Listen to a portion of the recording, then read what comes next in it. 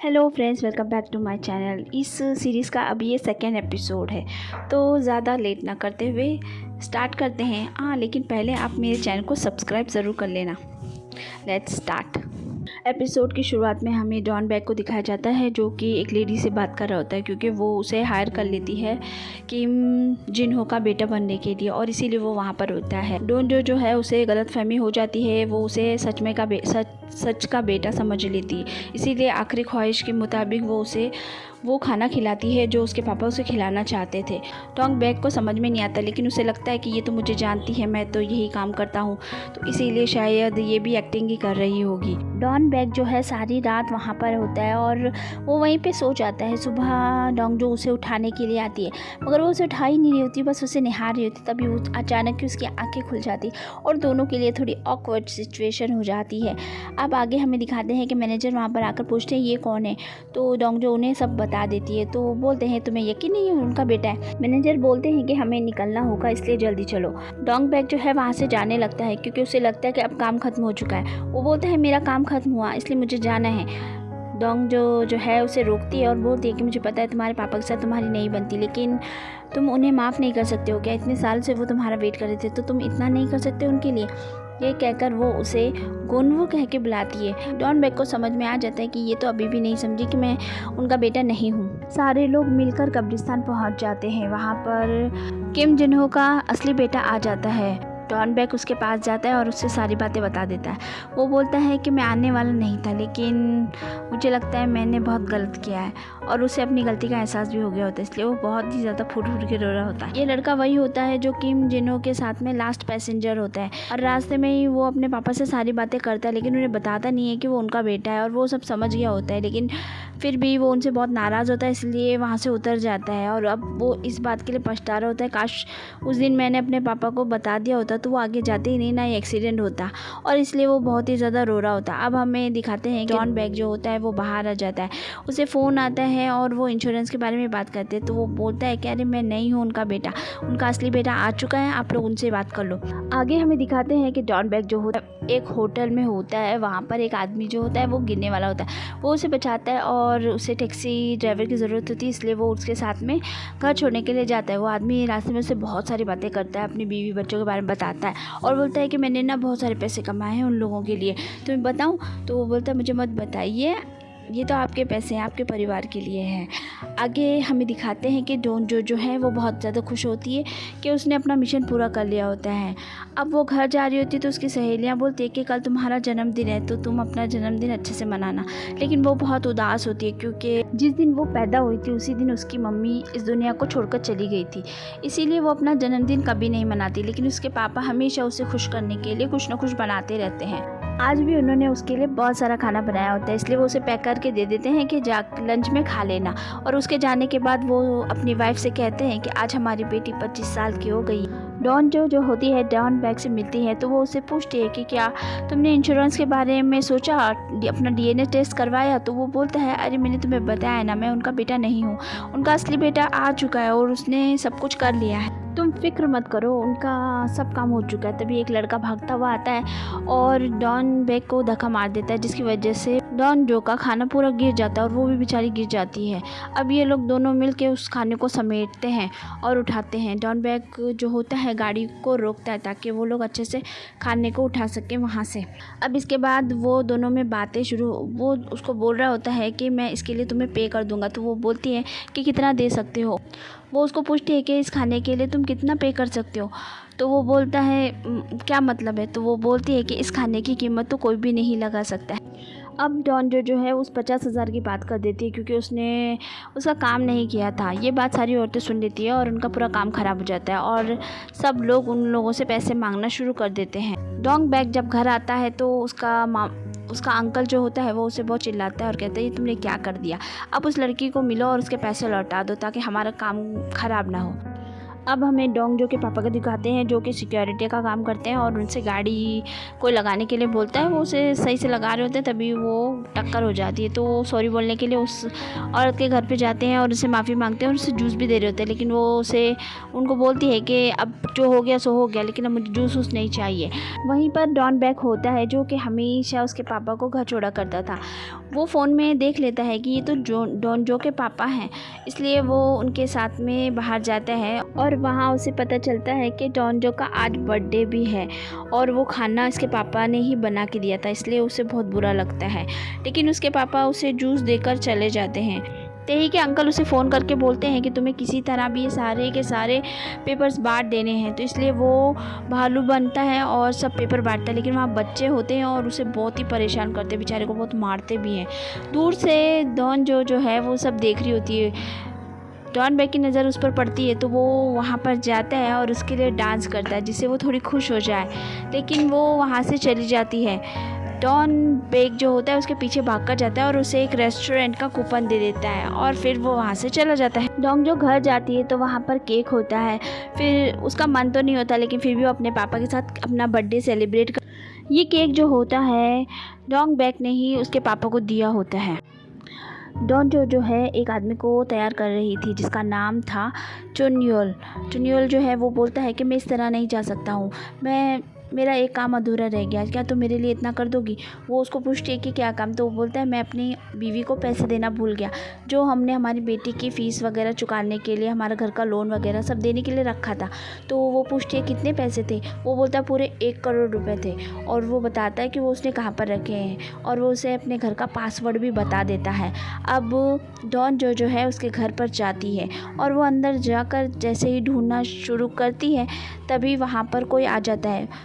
वहाँ पर उसकी बीवी और उसकी बहन आ जाती है जो कि डॉन बैक को लेकर आई रहती है घर की साफ़ सफाई कराने के लिए, और वो जो कपड़े वगैरह होते हैं वो सब देना चाहती थी। उसकी बीवी बेचारी बहुत ही ज़्यादा रो रही थी और वो बोलती है कि मुझे तो समझ ही नहीं आ रहा अब हमारा क्या होगा, हम कैसे जिएंगे, हमारे पास कोई पैसे भी नहीं है, कुछ भी नहीं है, और बहुत ही ज़्यादा बेचारी रो रो के बोल रही रहती है ये सारी बातें।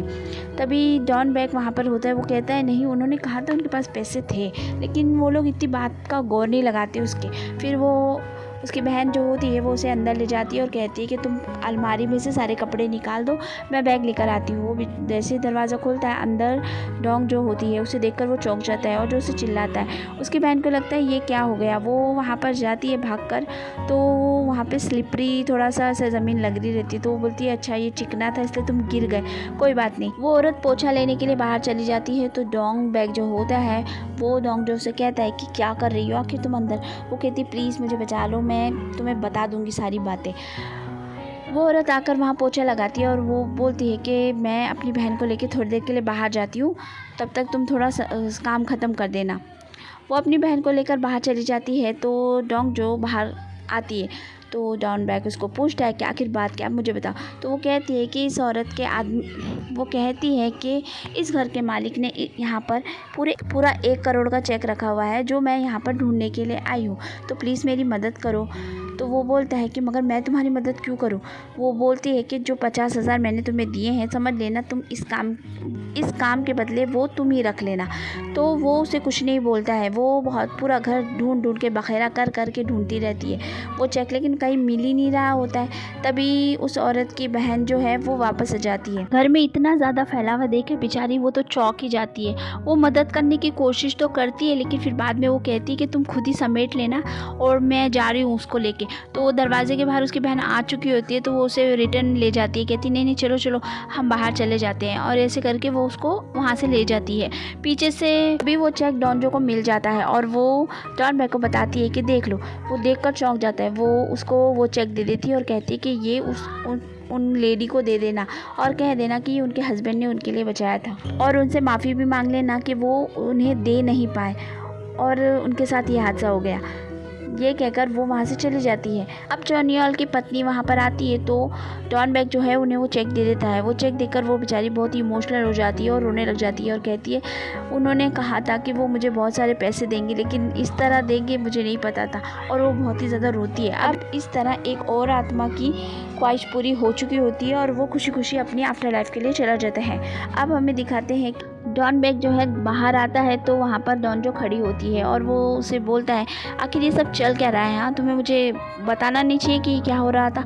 वो कहती अगली बार बताऊंगी और ये कि वो जाने लगती। फिर उसे याद आता है कि इस सब के चक्कर में डॉन बैग के हाथ पर चोट लग गई थी, इसलिए वो उसे बैंडेज देकर वहाँ से चली जाती है। रात में डॉन बैग जो होता है उसके ही ख्यालों में होता है। अब हमें दिखाते हैं कि डोंजू के अंकल जो होते हैं वो बोलते हैं तुम्हारे पापा को तो अभी पता चल जाएगा, फिर क्या होगा। वो बोलती है कि हाँ उन्होंने मेरे कमरे में काले कपड़े देख लिए थे तो वो मुझे पूछ भी रहे थे, मुझे समझ में नहीं आया क्या जवाब दूँ। डॉन बैग के अंकल को मैसेज आता है कि एडेम कंपनी ने हमारे 1 करोड़ वॉन हमें दिलवाए, इसलिए हम उनके सर्विस से बहुत ही ज़्यादा सेटिस्फाइड है। ये मैसेज सारी जगह फैल जाता है और सब लोगों में इनकी वाहवाही हो जाती है। इनका काम फिर से तेज़ी पकड़ लेता है और इसी वजह से ये लोग बहुत सारे पैसे कमा लेते हैं। अब ये लोग सेलिब्रेट कर रहे होते हैं एक रेस्टोरेंट में, तभी डॉन बैग जो होता है डोंजो को फ़ोन करके बुला लेता है और वो उससे बताता है कि देखो मैं नहीं हूँ उनका बेटा, अब तो तुम्हें समझ में आए। तो वो बोलते अच्छा। फिर ये लोग बहुत काफ़ी अच्छा वक्त बिताते हैं और हंसी मजाक भी बहुत सारा करते हैं। उसके बाद में हमें दिखाया जाता है कि अगले दिन डोंजो अपने कपड़े निकालने जाती है तो वहाँ कोई भी कपड़े नहीं होते। वो अपने पापा को पूछते तो वो कहते हैं इसे देखकर मुझे फ्यूनरल डायरेक्टर की याद आ जाती है, इसी वजह से मैंने वो सारे कपड़े हटा दिए। तो वो बोलती है मैं इंटरव्यू देने कैसे जाऊँगी। तो उसके पापा कहते हैं नया कुछ खरीद लो। आगे उसे नए कपड़े खरीदने पड़ते हैं और उन कपड़ों को पहनकर ही ऑफिस जाती है। डॉन बैग जो होता है डोंजो के पापा से मिलता है, वो उसे शुक्रिया बोलते हैं केक के लिए। वो बोलता है नहीं ऐसी कोई भी बात नहीं है। अब हमें बताते हैं कि डोंजो के पापा की नाइट शिफ्ट चालू होने वाली थी, इसलिए वो बहुत परेशान थे कि अब मेरी बेटी को मैं अकेले कैसे छोड़ूं। तभी डोंजो जो है वो बताती है कि वो अकेले रहना चाहती है कॉन्डो में, ताकि वो अपनी पढ़ाई को अच्छे तरीके से कर पाए, ताकि उसको एग्ज़ाम में कोई भी प्रॉब्लम नहीं हो। तो इसलिए वो कुछ महीनों के लिए जाना चाहती। तो क्या वो जा सकती है? उसके पापा कुछ सोच कर उसे हाँ ही बोल देते हैं। अब वो रात में जा रही होती है तो 2 लड़के एक लड़के को मार रहे होते हैं, तो वो एक पत्थर से उसके टिक से सर पे बजा देती है। तो वो दोनों लड़के उसे मारने के लिए आते हैं। तभी वहाँ पे एक पुलिसमैन आ जाता है और उसकी जान बचा लेता है और बोलता है वो उन लड़कों को पकड़ लेता है। लेकिन तभी वो लोग सारे ही वहाँ से भाग जाते हैं उसको चकमा दे के। आगे हमें दिखाते हैं कि डोंजो जो है अपना सामान लेकर नए घर में शिफ्ट होने के लिए आ जाती है और ये घर होता है डॉन बैग के अंकल का। और वहाँ पर वो पुलिसमैन भी उसको मिल जाते हैं। वो अपनी बड़ी तारीफ़ें कर रहा होता है कि तुम्हें कोई भी ज़रूरत हो तुम मेरे पास आ जाना, मुझे बता देना ये वो। अब हमें दिखाते हैं कि डॉन जो को पता ही नहीं होता है कि वो डॉन बैग के ही घर में है और ऊपर वाले कमरे में ही उसने वहाँ पे कमरा लिया हुआ है।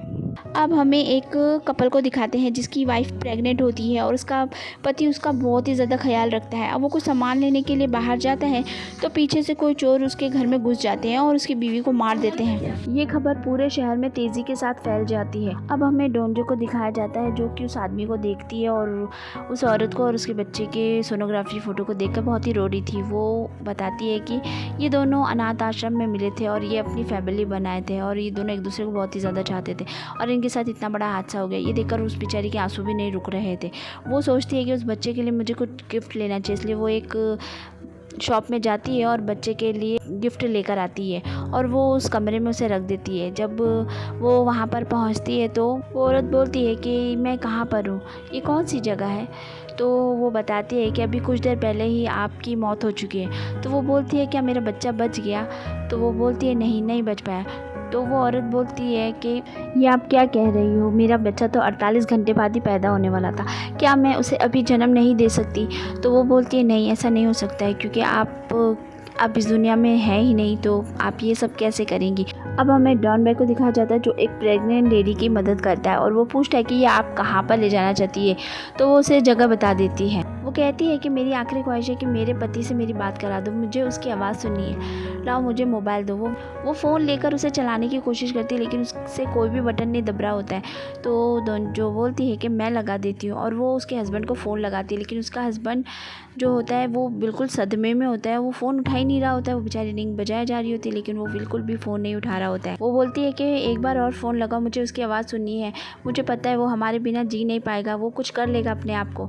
लेकिन तभी अचानक दरवाज़ा कोई खोल देता है और वो डोंजो की गोद में गिर जाती है। डोंजो समझ नहीं पाती है कि क्या हो गया, इसलिए वो उसे उठाकर बोलती है क्या हुआ, मुझसे बात करो।